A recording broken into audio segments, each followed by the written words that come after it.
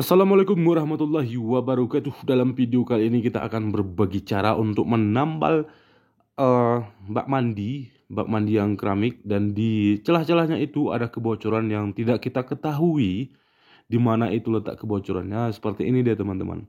Dia usahakan menggunakan lem putih, ya lem putih, bukan lem putih.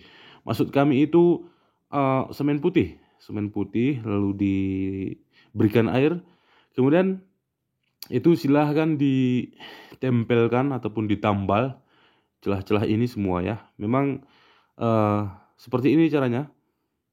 Semua ini bagi yang tidak kita ketahui di mana letak kebocorannya. Ini teman-teman, semua kita tambal. Biar sekali tambal memang waktunya lama dan memang sangat melelahkan, akan tetapi hasilnya sangat memuaskan ya teman-teman. Ini biasanya dengan semen putih ini aman, tapi dengan syarat kalau tidak kita ketahui itu silahkan semua ditambal di celah-celahnya itu. Oke, kalau seperti ini yang mau dibersihkan di samping-sampingnya itu silahkan dibersihkan.